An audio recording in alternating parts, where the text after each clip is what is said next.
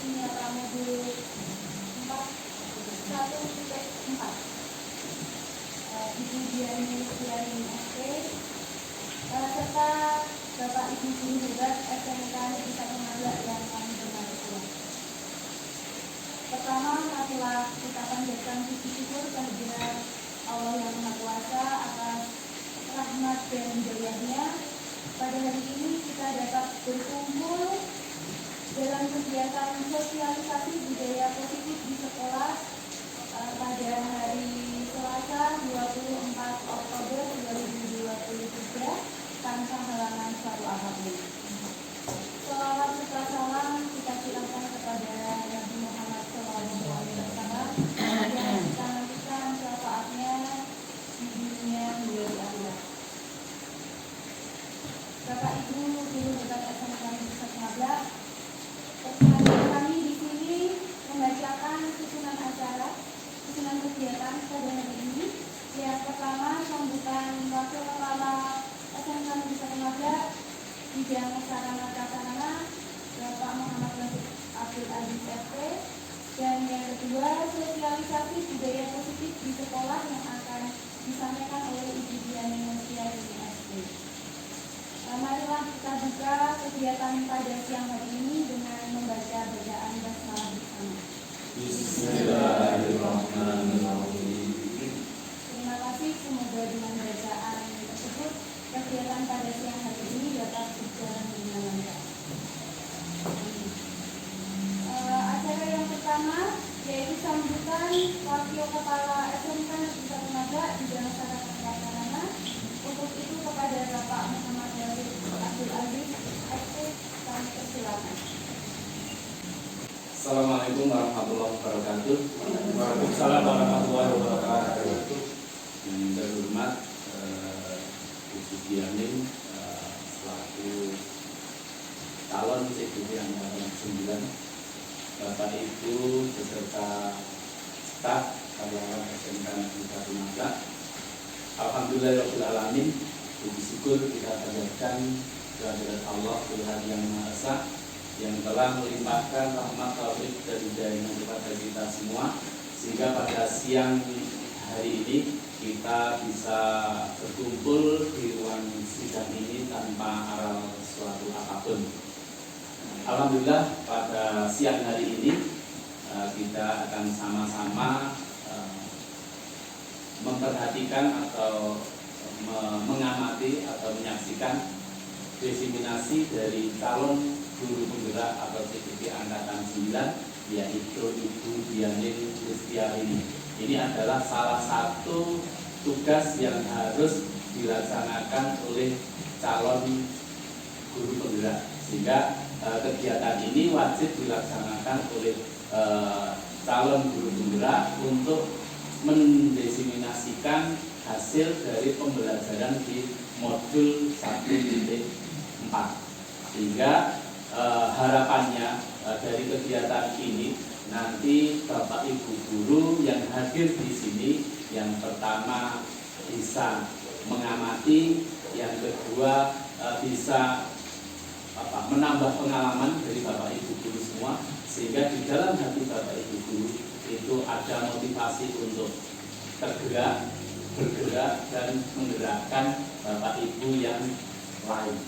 Sehingga nanti harapannya setelah kegiatan di sini ini atau kegiatan diseminasi dari Ibu Diani Suriani ini akan memberikan perubahan yang baru kepada siswa, memberikan pelayanan yang lebih baik untuk peserta didik kita, sehingga dari awal sampai akhir mohon diikuti dengan sebaik-baiknya, karena ini memang program yang harus dilaksanakan oleh calon guru penggerak. Demikian dari saya selaku mewakili Ibu Kepala Sekolah yang hari ini tidak bisa mengikuti acara diseminasi ini karena ada kepentingan lain atau acara dinas lain yang tidak bisa ditinggalkan. Sehingga Bapak Ibu dimohon untuk bisa menyimak, menyaksikan dengan seksama nanti paparan atau diseminasi dari Ibu Diani ini. Mudah-mudahan nanti bisa bermanfaat, dan apabila nanti di akhir sesi ini ada Bapak Ibu guru yang ingin bertanya kurang jelas, bisa nanti langsung memberikan pertanyaan kepada Ibu Dianing Listio ini, sehingga betul-betul diseminasi ini bermanfaat, dan harapannya ke depan Bapak Ibu guru bisa ikut berpartisipasi untuk menjadi calon guru penggerak. Demikian sambutan dari saya, kurang lebihnya mohon maaf. Selamat untuk menyimak paparan diseminasi dari Ibu Dianing Listio ini yang berjudul Budaya Positif Aksi Nyata Modul 1.4. Kurang lebihnya mohon maaf, saya akhiri. Wassalamualaikum warahmatullahi wabarakatuh. Waalaikumsalam warahmatullahi wabarakatuh. Terima kasih atas sambutan dari Bapak Yasir Abdul Aziz SP. Acara yang kedua yaitu sosialisasi budaya positif di sekolah. Namun sebelum materi atau sosialisasi disampaikan, saya akan membacakan biodata singkat narasumber kita. Nama Dianing Listiarini SP, tempat tanggal lahir Magelang 7 April 1976, alamat Deseran Kaliangkep Magelang, pendidikan S1 Pertanian UNS, dan untuk sekarang ini jabatannya yang pertama guru produktif agribisnis tanaman, kemudian administrasi kurikulum, dan yang ketiga adalah calon guru penggerak. Untuk nomor teleponnya 085 643 787 219. Demikian biodata singkat dari narasumber kita pada siang hari ini. Selanjutnya sosialisasi budaya positif di sekolah dari Ibu Dianing Listiarini. Untuk itu kepada beliau kami persilakan. Terima kasih kepada moderator yang sudah memberikan kesempatan kepada saya. Assalamualaikum warahmatullahi wabarakatuh. Terima kasih Bapak Ibu. Kita ketemu kembali dalam acara sosialisasi budaya positif aksi nyata modul 1.4. Entah apapun, salam dan salawat senantiasa tercurah kepada Nabi Agung Muhammad SAW yang kita tunggu manfaat syafaatnya di yaumul akhir. Amin.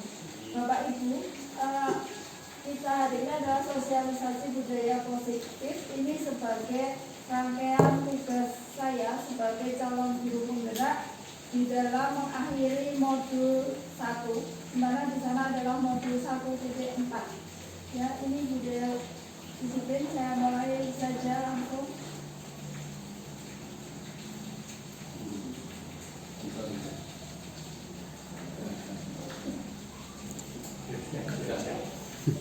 Ya, jadi ini Bapak Ibu, budaya positif itu apa? Budaya positif itu merupakan pembiasaan hal yang baik, mencakup sikap atau perilaku maupun tutur kata oleh seluruh warga sekolah. Jadi penciptaan budaya positif itu tidak hanya dimulai dari diri kita sebagai seorang guru, tetapi seluruh warga sekolah, termasuk di dalamnya adalah murid, karyawan, dan semua stakeholder yang ada di sekolah. Itu nanti kita akan membudayakannya sebagai budaya positif.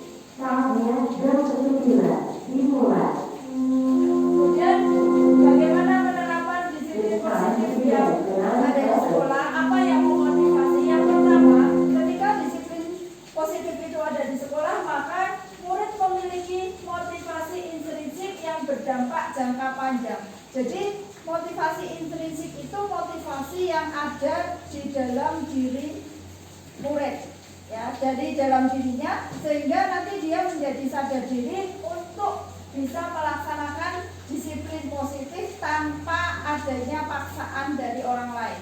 Di sini yang memegang kontrol adalah diri sendiri, atau self controlnya itu kita bentuk dalam penerapan yang pertama. Kemudian yang kedua, motivasi yang tidak akan terpengaruh hukuman atau hadiah.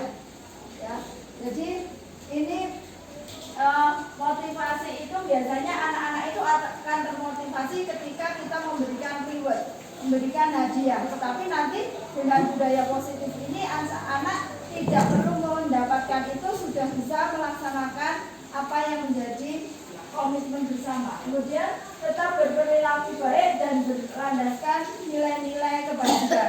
Nilai-nilai kebajikan sekarang yang didengung-dengungkan di kurikulum Merdeka adalah profil pelajar Pancasila. Jadi ada 6, mulai bertakwa pada Tuhan Yang Maha Esa dan berakhlak mulia, berkebinekaan global, bernada kritis, kemudian gotong royong, mandiri, ya, dan kolaboratif. Itu nanti merupakan nilai-nilai kebajikan universal yang diharapkan muncul pada karakter siswa. Kemudian apa peran guru?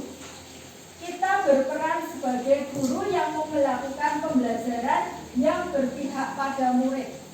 Jadi kita itu kalau menurut KHJ itu menghamba pada murid. Tetapi dalam kenyataannya kata menghamba itu kita menuntun murid, berpihak pada murid untuk melaksanakan pembelajaran. Kita tidak bisa memaksakan murid untuk melakukan sesuatu yang bukan merupakan pilihan. Itu penekanan yang ada di dalam budaya positif. Jadi murid-murid itu bebas, dia menentukan pilihannya, tetapi kita ada sebagai pengunci. Jadi kita mengunci supaya anak-anak tidak keluar dari relnya, ya. Tetapi pembelajaran itu berpihak pada murid sesuai dengan kebutuhan muridnya seperti apa, gitu. Kemudian yang berikutnya, tujuan disiplin positif itu adalah menanamkan motivasi yang ketiga pada murid-murid kita, yaitu menjadi orang yang mereka inginkan, menghargai dirinya sendiri dengan nilai-nilai yang percaya. Ketika nanti nilai-nilai kebajikan itu sudah ada pada anak, maka secara otomatis nanti mereka akan menghargai dirinya sendiri. Ketika sudah menghargai diri sendiri, maka budaya positif secara otomatis dia juga akan terbentuk. Kemudian berikutnya ini yang seringkali menjadi permasalahan bagi kita. Jadi penerapan disiplin positif menurut guru dan KHJ. Kalau menurut versinya kita, mungkin sama Bapak Ibu, saya di awalnya pun merasa itu bahwa ini murid akan disiplin. Jadi murid akan disiplin.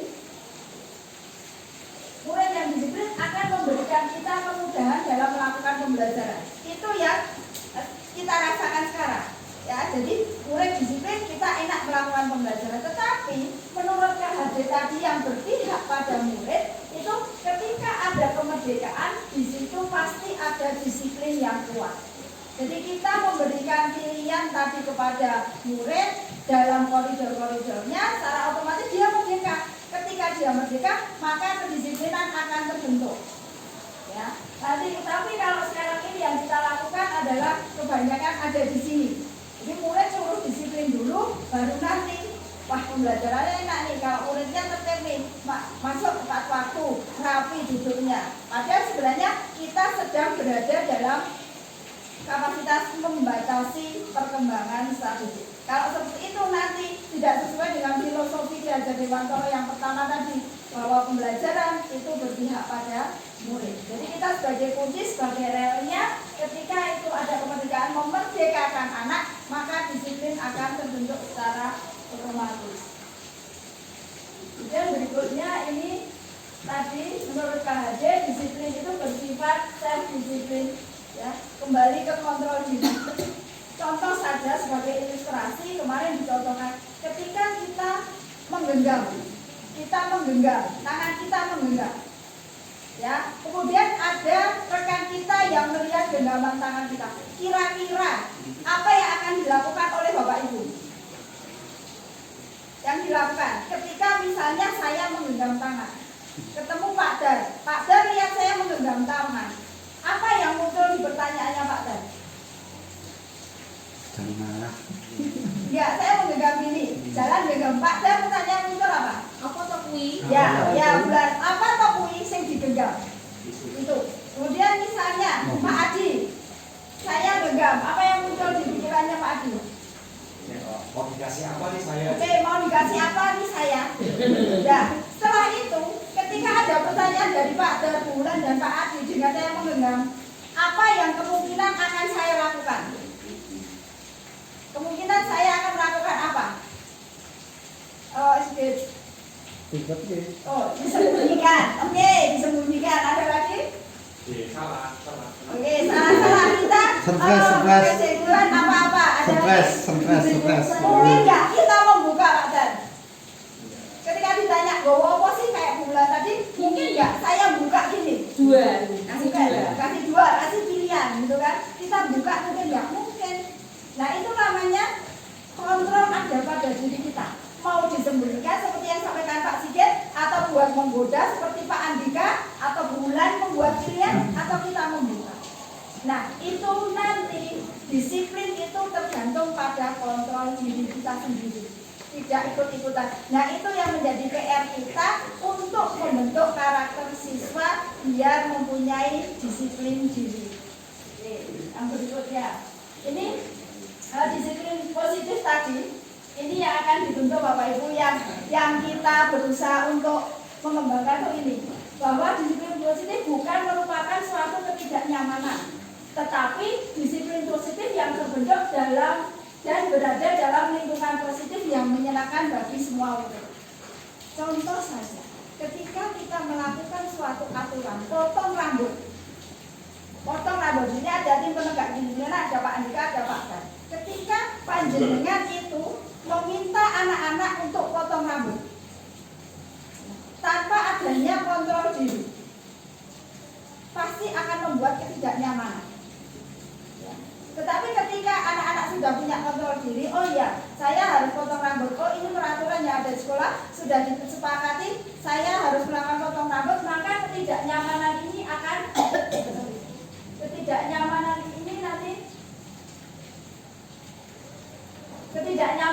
akan hilang. Kalau ketidaknyamanan hilang apa?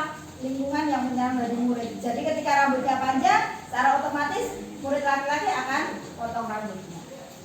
Jadi yang PR kita tadi itu membentuk karakter siswa tadi di sini. Oke. Bagaimana lingkungan yang menyenangkan dari murid? Kita ramah, ya tidak terlalu banyak aturan, misalnya seperti itu, menanamkan nilai-nilai kebajikan. Nanti di belakangnya kita akan mempelajari lebih lanjut tentang ini. Dan yang berikutnya ini, saya kutip dari Kemendikbud, jadi bahwa nilai-nilai kebajikan universal tadi yang muncul di karakter siswa dalam penerapan disiplin positif merupakan payung besar dari sikap dan perilaku kita yang merupakan tujuan mulia yang ingin dicapai oleh setiap individu. Jadi Bapak Ibu, ketika tadi pembelajaran sudah berpihak pada murid, itu nanti kita akan mengantarkan anak-anak dalam pertumbuhannya mencapai kesuksesan. Itu tujuannya, bukan mencapai kompetensi yang diinginkan, tidak. Karena kadang kompetensi yang diinginkan tidak selalu bermanfaat bagi hidupnya. Tetapi ketika sikap dan perilakunya itu sudah memayungi diri anak sendiri, dimanapun anak itu berada, pasti dia akan menanam itu, akan ingat sekali, oh iya, saya seperti itu. Itu tentang ini. Jadi di dalamnya ada nilai-nilai kebajikan yang kita bentuk. Dan berikutnya ini tadi teori perilaku manusia. Lanjut. Nah, dalam disiplin positif itu ada 3 perilaku manusia. Yang pertama, menghindari kenyamanan dan hukuman. Seperti kita contohnya. Kenapa tidak mau ikut CGP? Karena menghindari kenyamanan. Saya tidak nyaman nih kalau mau ikut CGP gitu kan. Itu. Terus kadang muncul pertanyaan, apa yang akan terjadi ketika saya tidak melakukan itu? Nah, itu menghindari hukuman tadi. Oh, saya lakukan gitu. Itu teori yang ada pada perilaku manusia dan itu betul.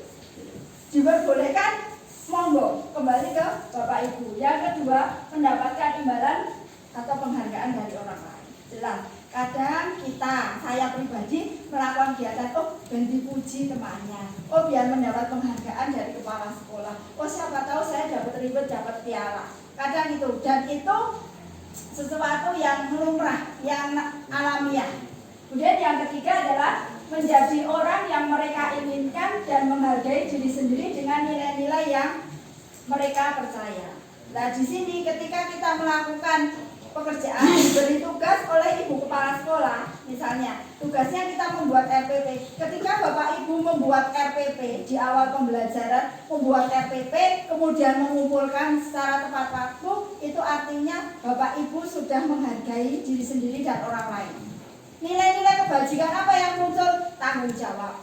Yang pertama jelas tanggung jawab, karena mengumpulkan sesuai dengan target waktu, ya itu. Kemudian tidak membuat orang lain menjadi tidak nyaman. Nah, ini monggo Bapak Ibu, 3 teori perilaku ini sebagai cerminan kita. Kira-kira kita itu banyak yang mana gitu. Karena ini semua ada ini Bapak Ibu. Ini semua ada dalam diri kita. Ya, ini imbalan penghargaan. Oke, walaupun imbalan penghargaan hanya berupa aplaus, berupa ucapan terima kasih, itu ada di teori ini. Gitu. Kalau yang menghindari tidak nyaman, biasanya pertanyaan yang muncul, ini paling lambat kapan? Nah, itu yang muncul. Sebenarnya menghindari ketidaknyamanan musik, batas waktunya kapan? Nah, itu. Gitu. Tapi sebagian besar kita sebagai guru sudah ada di teori motivasi yang ketiga. Jadi sudah menghargai diri sendiri. Daripada nanti diumumkan di grup, diumumkan di MAPA yang tidak mengumpulkan RPP, yang belum tanda tangan gaji, mending saya, nah, itu kan biasanya itu.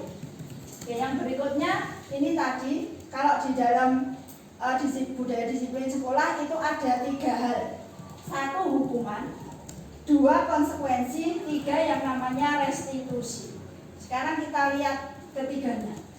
Ketika itu ada di hukuman, itu menurut materi di modul 1.4 itu berada pada disiplin yang negatif. Disiplin negatif. Disiplin negatif ya bagaimana? Sesuatu yang menyakitkan harus terjadi. Ya toh? Terlambat suruh push up. Terlambat membersihkan WC. Itu dalam diri anak sudah akan timbul rasa serik, rasa sakit, walaupun itu salahnya siapa ya? Salahnya murid. Itu.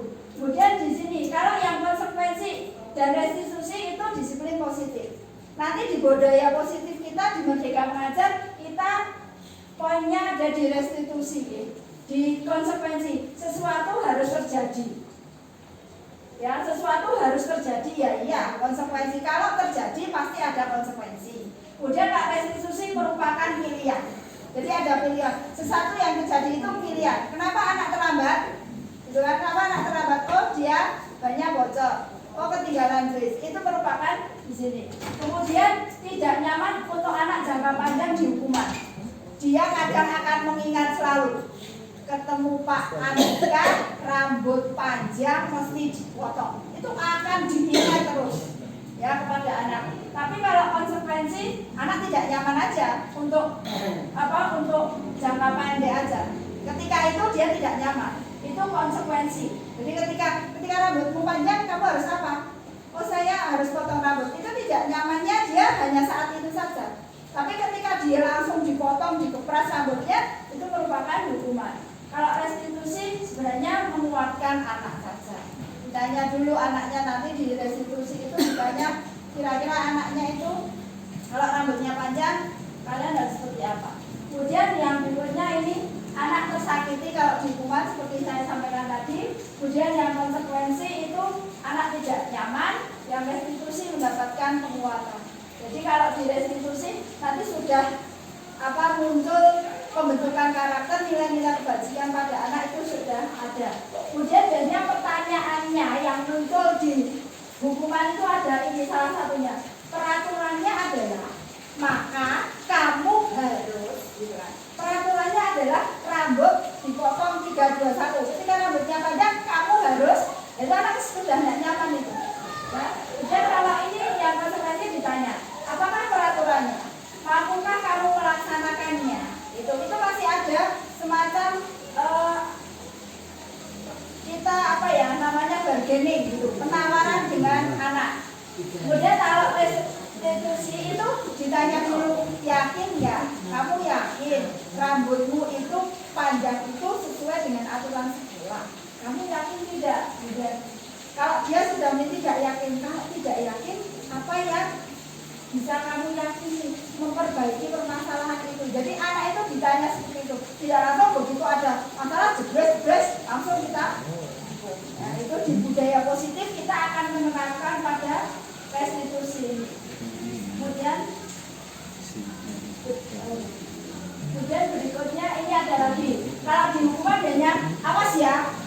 Kita sebagai guru kadang awas ya. Kalau diulangi lagi, nah, itu merupakan suatu hukuman. Kemudian kalau di konsekuensi lakukan apa yang saya perintahkan. Kalau di sana apa hal yang mengganggu yang sebenarnya ingin kamu lakukan, anak ditanya, kadang bertanya kenapa nggak mau potong rambut? Oh saya malu bu, kenapa harus malu? Misalkan kalau potong rambut tangan seperti ini seperti ini, itu nanti ada di restitusi. Kemudian yang ketika kita melakukan hukuman, peran guru ini Bapak Ibu mencoba mengontrol anak dengan penguatan negatif. Ketika kesalahannya itu dilakukan, anak sudah melakukan hukumannya dari pelanggaran itu sudah impas selesai. Kan gitu, pada dalam diri anak nanti akan muncul seperti dendam atau terngiang-ngiang. Kemudian kalau yang konsekuensi mengontrol anak dalam penguatan positif, sementara kontrol. Jadi penguatan positif sudah betul di konsekuensi. Dan penguatan positif, tapi ketika di restitusi itu sebenarnya anak paham dulu. Kenapa saya harus rambutnya pendek? Kenapa saya harus menaati peraturan seperti itu? Oke. Kemudian ini coba Bapak Ibu tulisannya dulu. Coba yang pertama, ini hukuman atau konsekuensi. Mencatat 100 kali di dalam buku kalimat saya tidak akan terlambat lagi karena terlambat ke sekolah. Hukuman atau hukuman. Yang kedua, lari mengelilingi lapangan basket 2 kali karena terlambat hadir. Hukuman. Membersihkan tumpahan air di meja tulis karena tersenggol pada saat belajar. Konsekuensi. Duduk di bangku di pinggir lapangan pada jam istirahat, tidak diizinkan bermain oleh guru piket karena mencederai teman saat bermain di lapangan. Hukuman. Duduk di bangku pinggir lapangan jam istirahat, nah, tidak diizinkan main sama gurunya. Karena mencederai teman saat bermain di lapangan. Itu satu dulu toh berarti Bu? Gimana? Duduk di bangku dulu toh, duduk di Ya, bangku. dia di pinggir lapangan nggak boleh kemana-mana. Dia sudah Karena dia melakukan perbuatan Itu hukuman. Hukuman. Berdiri di depan kelas sambil mengangkat kaki 1 karena tidak bisa menjawab pertanyaan. Ini zaman dulu ya, zaman old itu dulu. Kemudian kehilangan 10 menit jam istirahat untuk mengerjakan tugas karena terlambat datang dan tertinggal pekerjaan selama 10 menit. Konsekuensi. Jadi Bapak Ibu, kalau Bapak Ibu sudah paham semua perbedaan hukuman atau konsekuensi, nanti tinggal Bapak Ibu melanjutkan ke yang berikutnya. Ya, ini tadi teori motivasi yang kedua, itu kita melakukan pekerjaan karena mendapat hukuman. Itu menurut Alfihon itu dihukum oleh penghargaan. Saat kita berulang kali menjanjikan hadiah pada anak-anak agar berperilaku tanggung jawab, atau kepada murid agar mempelajari sesuatu yang baru, atau kepada seorang karyawan agar melakukan pekerjaan yang berkualitas, kita sedang berasumsi mereka tidak dapat melakukannya atau mereka tidak akan memilih untuk melakukannya. Ini ada dalam dirinya. Jadi ketika tidak diberi penghargaan, malas nih. Tidak seperti anak misalnya, jawabannya tidak dikoreksi, dikumpulkan, dikembalikan tanpa ada cap, tanpa ada tanda tangan guru. Anak bagaimana? Dia merasa tidak mau. Jadi motivasinya dia adalah dihukum oleh penghargaan. Ini lanjutnya, ini yang lanjutnya Bapak Ibu. Sekarang kira-kira Bapak Ibu berdasarkan hukuman, konsekuensi dan disiplin tadi, ini ada posisi kontrol guru. Yang pertama pembuku, membuat rasa bersalah, teman, pemantau atau monitor, manajer. Kira-kira Bapak Ibu ada di posisi mana? Di posisi mana?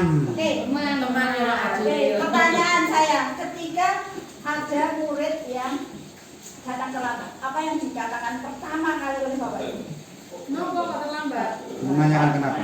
Kenapa? Alasannya kenapa? Oke, ditanyakan. Setelah itu, Itu Bisa jangan diulangi lagi ya. langkah yang diambil, saya tanya langkah yang diambil.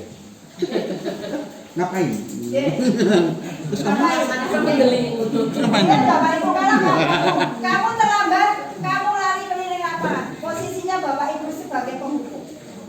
Ya, ketika Bapak Ibu menanya kenapa terlambat, posisi Bapak Ibu berada di pembuat rasa bersalah. Karena apa? Ketika anak terlambat, itu dia berada di identitas yang gagal. Dia itu terlambat itu dia sudah gagal.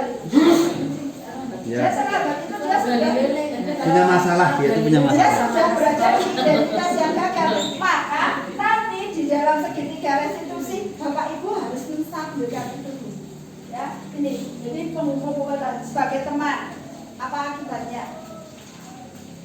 Yang terjadi ini tadi Bu Badia sebagai teman nanti kelas 10 akan A Bu Badia memposisikan dirinya sebagai teman 10 akan A ketika jamnya Bu Badia atau lihat Bu Badia dia akan manut, tetapi ketika ketemu dengan Bu Dina dia tidak manut karena posisi kontrolnya berbeda. Bukan tidak teman, tidak friend. Jadi teman itu seperti itu. Repotnya kita memberi penghargaan nanti anak semakin baik dengan kita tapi dengan guru lain. Tapi itu ketemu kita sudah gini aja, anak sudah manut atau dilihat seperti ini anak sudah manut itu sebagai teman.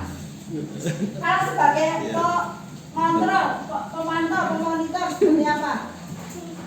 Biasanya Bapak Ibu membawa buku itu berdasarkan data. Kamu sudah terlambat 3 kali pelajarannya Ibu. Sekarang apa yang harus kamu lakukan? Nah itu peran Bapak Ibu sebagai pemonitor atau pemantau. Oh mesti punya data kok, dia berbasis data. Nah idealnya Bapak Ibu ada di manajer, tapi saya pribadi pun belum berada di situ. Karena kalau di manajer itu kita nggak boleh sebagai pembuat rasa bersalah sebagai teman. Tidak, kita harus complicated, jadi harus memahami anak bagaimana. Manajer, Iya, itu jadi kompleksnya kita manajer itu ternyata di semua posisi ya, di semua posisi kontrol guru kita ada di situ. Ya, Itu posisi kita banget semuanya itu toh. ya. Tapi menurut ini di modal apa itu nanti posisi kita harus berada di manajer Bapak Ibu, di Merdeka Belajar, di pembelajaran yang berpihak pada murid, posisi kita harus di itu. Kalau bisa di manajer, walaupun nanti Bapak Ibu itu kadang tidak sesuai dengan hati nurani kita. Tapi kita sebagai mengantarkan anak didik kita untuk mencapai kepuasan dalam hidupnya berada di posisi manajer. Oke, lanjut. Nah, ketika kita menerapkan apa tadi mempertimbangkan ada di posisi mana kita tadi Bapak Ibu, sebenarnya kita ada di pemenuhan kebutuhan dasar. Ya, ketika kita kebutuhan dasar itu belum terpenuhi, maka pasti akan terjadi suatu gejolak atau apa masalah. Apa saja kebutuhan dasar manusia? Yang pertama adalah survival. Jadi kebutuhan untuk bertahan hidup. Pasti itu. Kemudian love and belonging, rasa diterima dan disayangi. Yang ketiga, power, akan kebutuhan atau penguasaan kita harus merasa diakui. Kemudian yang ketiga, fun, kebutuhan akan kesenangan. Kemudian yang keempat, kebutuhan akan kebebasan.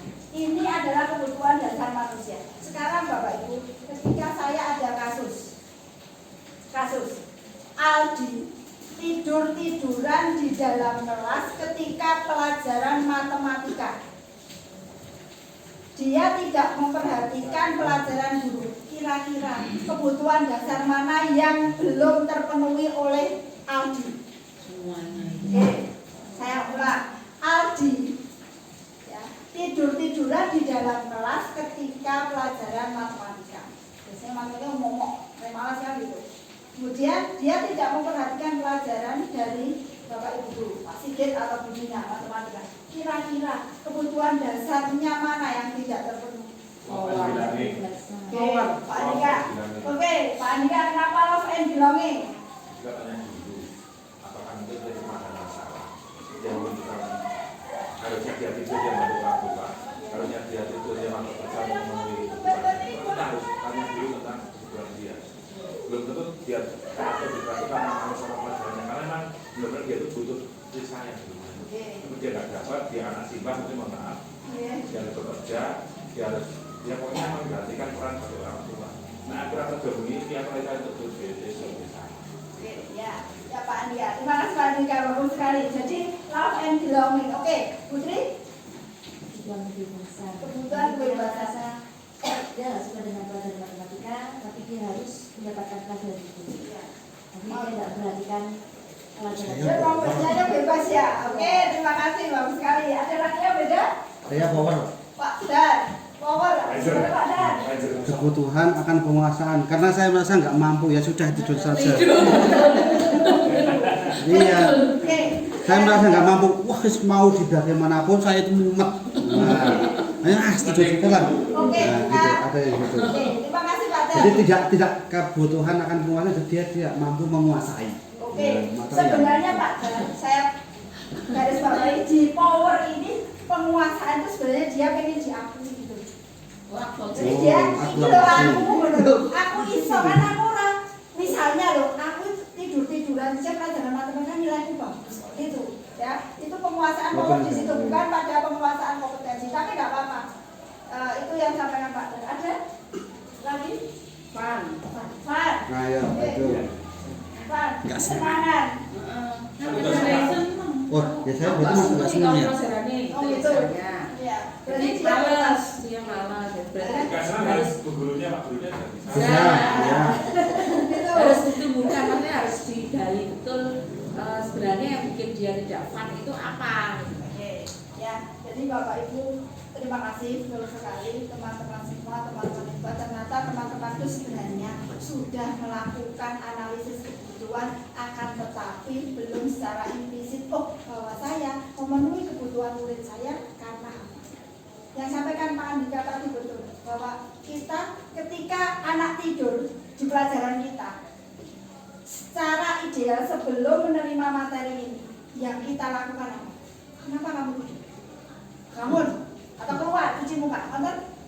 Iya. Tapi karena setelah ini Bapak Ibu dari kerasa, oh kita tanya dulu, kenapa kamu tidur? Oh di rumah dia kalau tidak bekerja dia tidak makan. Oh ikut baik. Oh dia ikut main game. Sehingga nanti kita akan bersama-sama dengan anak, yaitu melakukan penyamaan persepsi. Oke. Kemudian tadi mungkin dia kalau murid-murid kita biasanya kan kurang perhatian terus cari-cari perhatian gitu kan, merasa itu ingin digandeke, padahal sebenarnya ya nggak gitu-gitu amat, dia nggak malas-malas amat misalnya gitu. Kemudian tadi yang power penguasaan tadi sudah, kemudian yang kesenangan ketika kita ada di lintas minat, anak-anak bisa memilih materi yang pelajaran yang mereka inginkan. Seperti kita ada di 3 jurusan, milih peternakan, pertanian atau pemasaran itu bisa. Ya, tetapi ketika itu sudah menjadi pelajaran pasti, kita tidak bisa menghubungkan dengan materi yang dia suka, tetapi dihubungkan dengan gaya belajar siswa. Karena gaya belajar siswa secara garis besar kan ada 3. Ya, ada 3. Ya, kinestetik, auditori dan visual. Itu kaitannya ada kok. Anak sekarang itu kalau nggak mendengarkan musik nggak masuk belajar. Kalau nggak sambil makan sambil ngemil nggak belajar. Itu nanti ada di kebebasan. Di kesenangan. Kebebasan pun seperti itu. Oh saya sambil tiduran, sepenting saya nggak teke, sepenting saya mudeng. Itu dihadapi kita. Ya, kita menghadapi itu dan betul-betul itu nyata ada. Oke, terima kasih tadi analisisnya. Oke. Kemudian berikutnya, setelah kita mengetahui itu Bapak Ibu, kebutuhan dasar ini yang kita lakukan sebelum memulai pembelajaran. Bapak Ibu silahkan membuat keyakinan kelas Bapak Ibu. Kalau dulu di awal-awal kurikulum Merdeka Bapak Ibu membuat yang namanya kontrak belajar gitu. Ya. Dengan siswa di awal yang dibuat oleh siswa ditangani oleh guru dan siswa, bahkan ada yang mengetahui orang tua.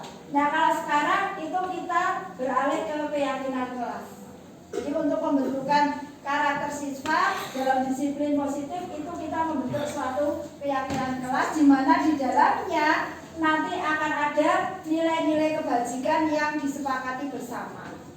Sehingga nanti ketika anak-anak melakukan suatu pelanggaran terhadap keyakinan kelas, dia tahu nilai kebajikan apa yang dia langgar, dia harus bagaimana. Oke, kemudian berikutnya ini ketika membuat keyakinan kelas, ya dalam bentuk kesepakatan kelas nanti bisa ditempel ini di dinding yang disepakati oleh anak-anak, itu bersifat lebih abstrak dari peraturan yang lebih rinci dan konkret. Artinya jangan sesuatu yang abstrak tadi, yang real yang dilakukan. Kemudian berupa pernyataan universal yang umum. Nanti anak-anak diminta membuat poin-poin kesepakatan yang mereka inginkan. Nanti kita buat pernyataan yang universal, yang umum, yang tidak menjurus kepada titik-titik yang kira-kira nanti akan menimbulkan perbedaan cara. Penguatan keyakinan kelas dalam bentuk yang positif. Jangan misalnya keyakinan kelas kok kita membuat misalnya buat dilarang mencoret-coret meja. Itu namanya pernyataan negatif. Diganti, misalnya kalau seperti itu, ya meja tidak untuk menulis. Misalnya seperti itu. Meja digunakan untuk belajar, seperti itu bisa. Jadi jangan diawali dengan pembuatan pernyataan yang negatif, jadi yang positif. Kadang kan kita seperti itu. Oke. Kemudian tidak terlalu banyak, mudah diingat. Jadi membuat kesepakatan kelas itu nggak usah terlalu banyak-banyak yang dilakoni itu. Ya. Kemudian sesuatu yang dapat diterapkan, measurable, dapat diukur, diterapkan, dilaksanakan. Jangan membuat tadi sesuatu yang abstrak, yang kira-kira dibayangkan angel yang dilaksanakan. Ya. Kemudian semua warga kelas berpartisipasi dalam pembentukannya. Semua dibimbing oleh wali kelas. Kalau di sini nanti kesepakatan kelas, mohon Bapak Ibu wali kelas. Di sini kebetulan rata-rata wali kelas nanti bisa membentuk kesepakatan kelas. Kemudian setelah itu kesepakatan kelas itu tidak bersifat ajak. Jadi bisa ditinjau. Kalau di tengah jalan 1 bulan berjalan kok kira-kira ada yang memberatkan, nanti kita lakukan kesepakatan lagi terus seperti itu, sehingga nanti anak-anak akan enjoy mendapatkan atmosfer lingkungan positif di dalam kelasnya. Utamanya kalau di dalam kelas itu anak-anak sudah atmosfernya terbentuk positif, maka anak-anak kesananya ke sekolah juga akan lebih baik. Oke, kemudian ini Bapak Ibu, nanti untuk penerapan permasalahan di sekolah kita menggunakan segitiga restitusi, yaitu intinya di segitiga restitusi itu tidak menerapkan hukuman, tidak menerapkan konsekuensi, tetapi nanti membuat pilihan kepada anak, ya, yang pada akhirnya akan membentuk murid untuk melakukan hal-hal yang mereka inginkan, memecahkan permasalahan dengan menghargai diri sendiri. Oke. Kemudian ini Bapak Ibu, tadi yang saya sampaikan tadi, ketika posisi Bapak Ibu menghukum, itu identitas anak ada di identitas gagal. Ketika langsung menjat anak, itu nanti dia berada di apa? Identitas yang gagal. Nanti Bapak Ibu yang pertama itu menstabilkan identitas, distabilkan dulu. Nah, langsung cucuk langsung dihukum, langsung dibuat rasa besar. Apa ini telah apa itu?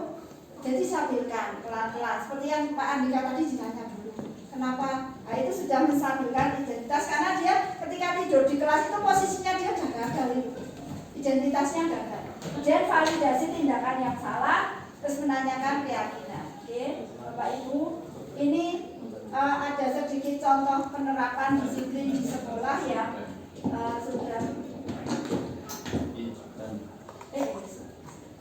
ini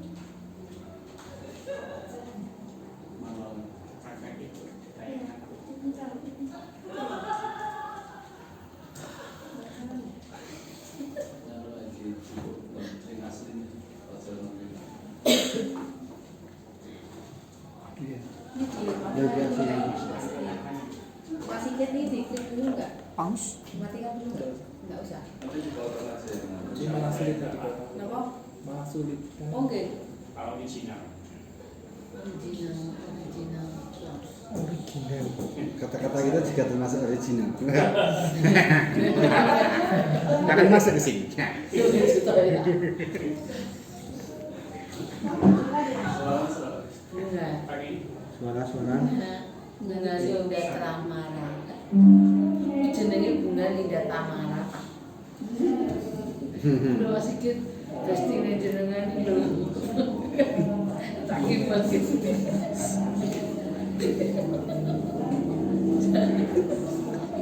Pak Renadi kerja. Pas mobil. Oke, saya bantu Bapak Ibu. Ini adalah ada salah satu siswa, dia tidak membawa baju werpak ketika pelajaran. Kemudian dia datang dipanggil oleh wali kelasnya. Kemudian dia ditanya, kenapa tidak pakai werpak? Dia mengatakan, berat Bu, tas saya sudah membawa banyak barang, buku, bekal, mukena, dan lain sebagainya. Sehingga saya berat. Oh seperti itu. Dan penstabilan identitas di wali kelas, oh seperti itu. Oh ya, kemungkinan ketika saya berada di posisi kamu, di posisi ini siswa ini namanya Bunga. Ketika ada di posisinya dia, mungkin saya akan melakukan hal yang sama. Itu. Tetapi apakah itu betul? Lah itu di situ adalah penstabilan identitas. Jadi artinya kita ngerem dulu. Sama anak-anak kita direm dulu biar identitasnya stabil dulu. Setelah itu baru nanti kita validasi tindakan yang salah. Kalau seperti itu, kira-kira Bunga melanggar keyakinan kelas tidak? Iya. Melanggarnya kenapa? Karena saya tidak memakai werpak. Ditanya, apakah setiap pelajaran praktek itu memakai werpak?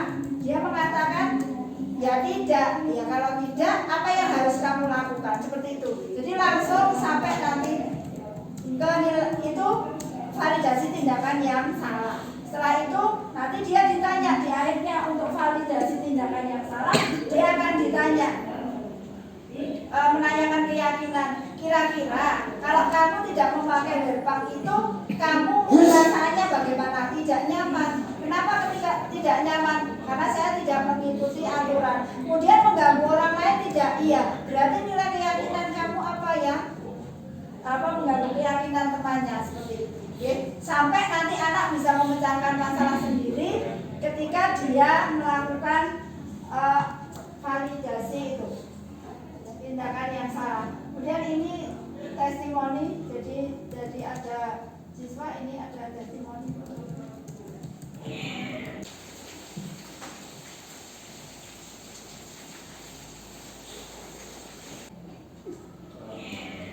Tanggapan saya merasa senang penyelesaian kasus dilakukan dengan metode segitiga restitusi. Karena Bu Guru akan mengklarifikasi terlebih dahulu permasalahan yang ada dan tidak langsung menghukum, sehingga bisa didiskusikan terlebih dahulu untuk penyelesaian masalahnya. Dan juga penyelesaian ini bisa dapat membuat diri kita lebih disiplin dan bisa menyelesaikan masalah sendiri. Ini Bapak Ibu, dimulai. Kemudian lanjut saja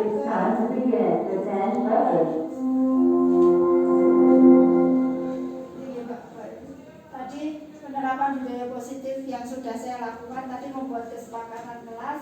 Kemudian ketika saya mengalami hal tersebut, saya merasa senang, saya semangat. Karena apa? Ketika membuat kesepakatan kelas ini yang terjadi, murid-murid menyanggupi untuk membuat kesepakatan kelas. Ya, ini murid-murid kemudian dia antusias, ya, ketika membuat kesepakatan kelas. Terus yang terakhir itu membuat rencana penyelesaian masalah. Jadi ketika ini terjadi, apa yang harus kita lakukan? Bagaimana permasalahannya? Kemudian lanjut di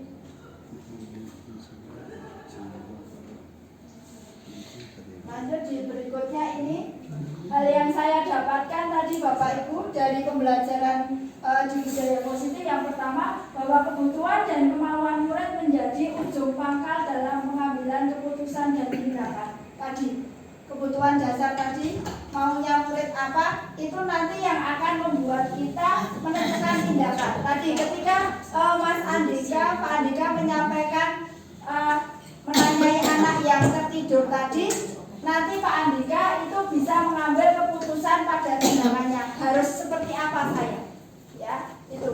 Kemudian yang kedua, teori motivasi dalam melakukan pekerjaan Bapak Ibu. Dari 3 teori motivasi tadi kira-kira Bapak Ibu ambil yang mana?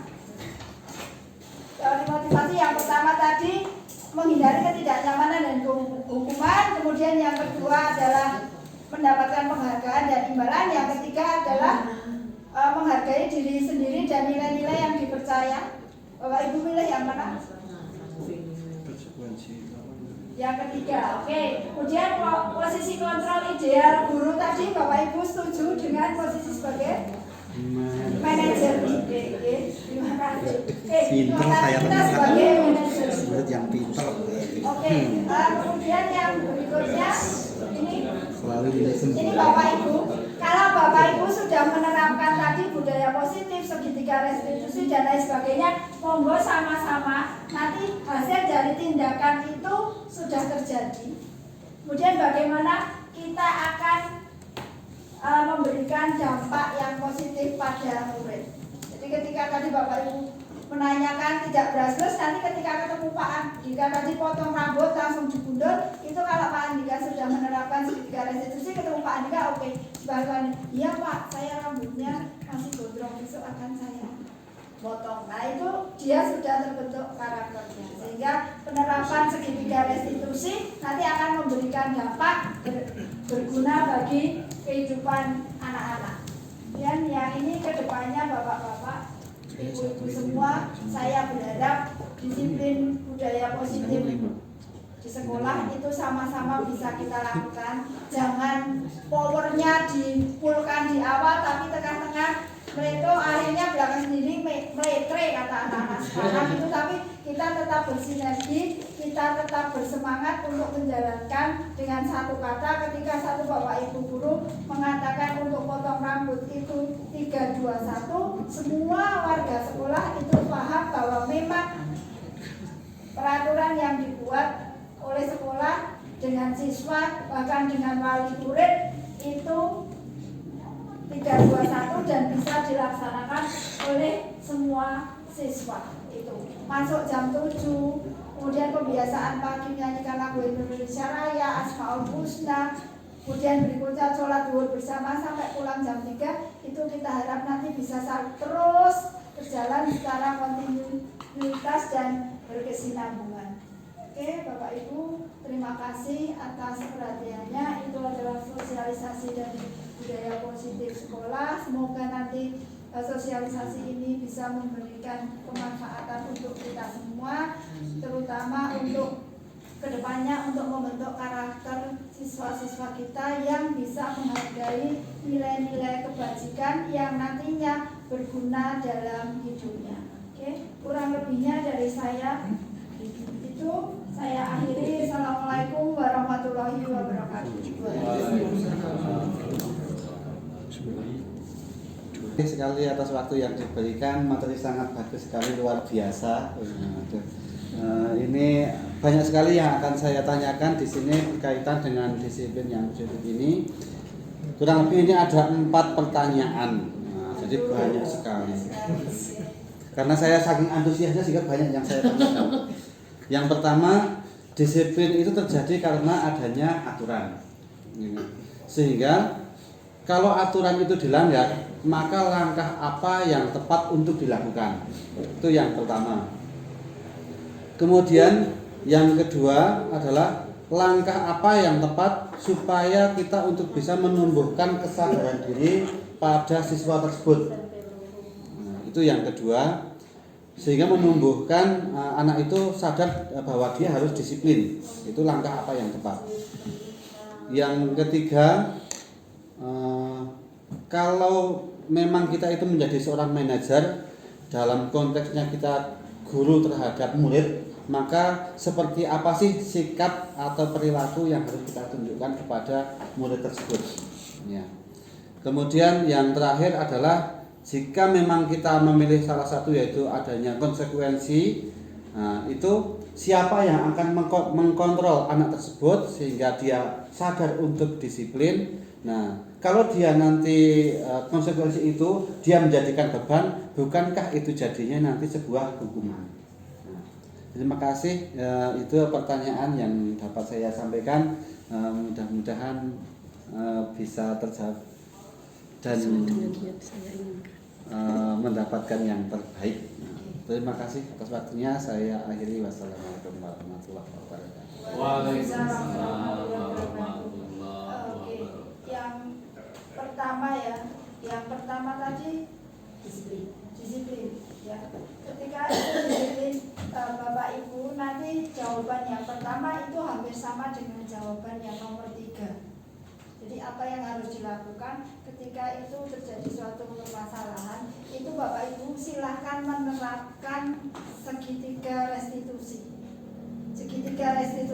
supaya nanti permasalahan itu akan membentuk karakter siswa, bukan menjadi suatu hukuman. Ya.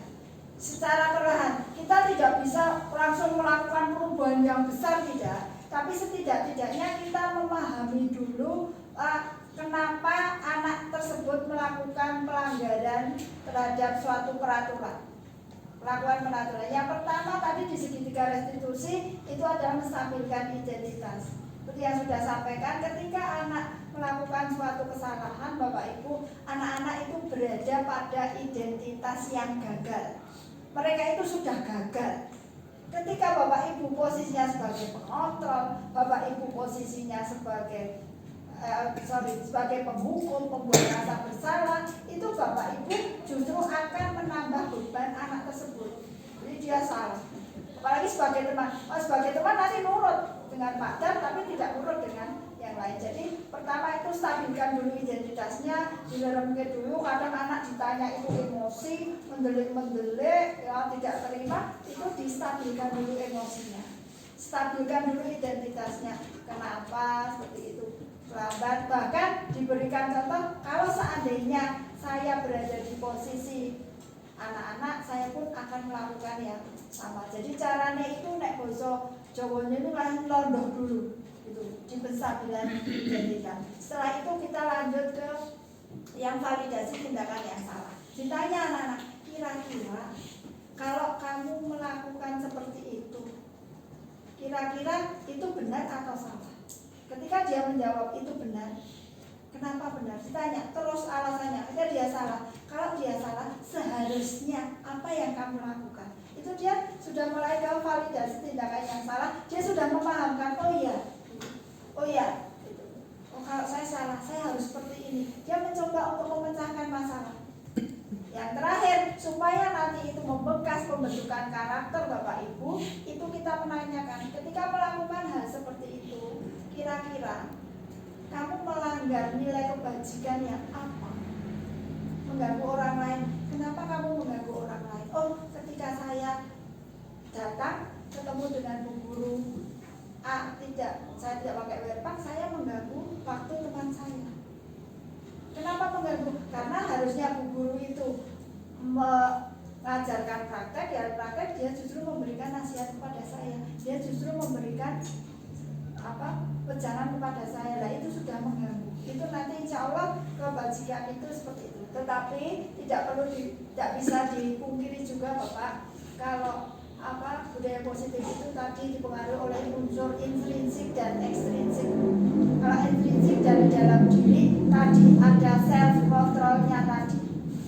Kalau yang dari luar lah ini biasanya yang pengaruhnya agak besar, itu yang ekstrinsik dari luar. Kita hanya bisa meminimalisir pengaruh ekstrinsik dari luar untuk pembentukan karakter anak, tetapi ketika sudah di dalam unsur intrinsik itu biasanya kembali kepada anak, tetapi tidak ada salahnya ketika kita mencoba melakukan pendekatan sendiri. Itu jadi sama di posisi manajer juga seperti itu, kita mengakomodir semua, jadi tidak ada judge, tidak ada hukuman. menceraikan masalah sampai nanti anak itu sendiri mampu bisa memecahkan permasalahan itu sendiri. Ya kadang walaupun tidak sesuai lah, nggak bisa lah kalau kita nggak kasih hukumannya gitu ya Pak Tan. Nggak mungkin lah gitu kan. Tetapi kita meminimalisir, setidak-tidaknya tidak memberikan hukuman fisik. Karena membuat hukuman fisik itu nanti justru akan membekas anak dalam jangka waktu yang panjang.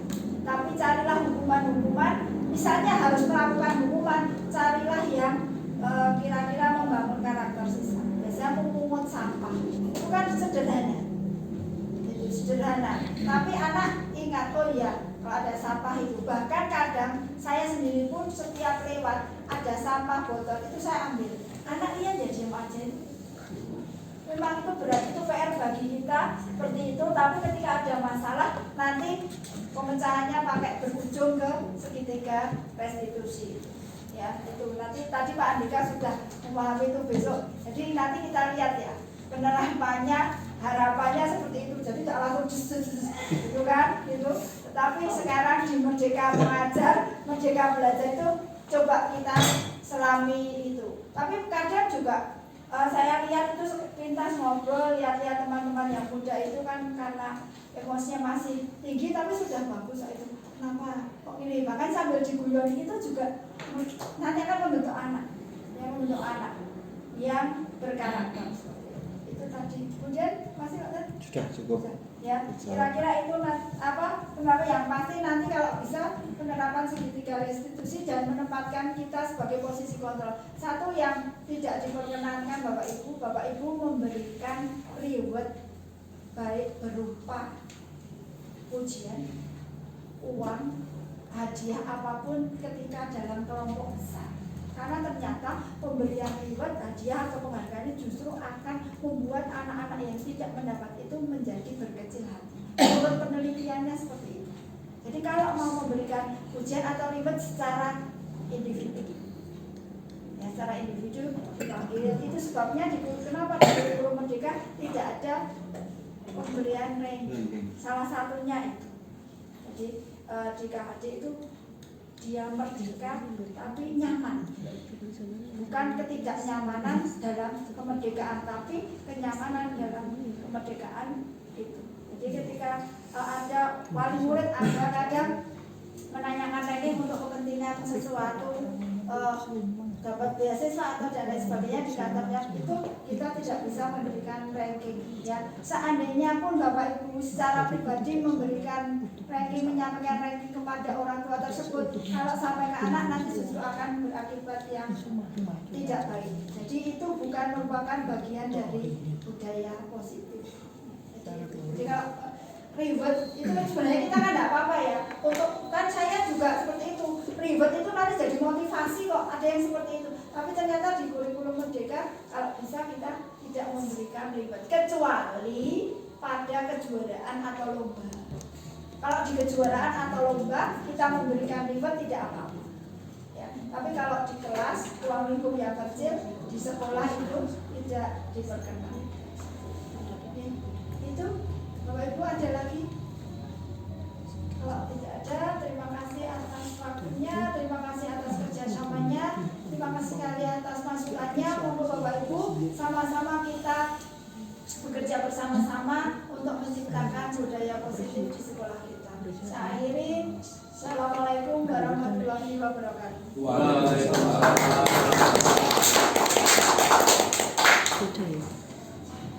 Off.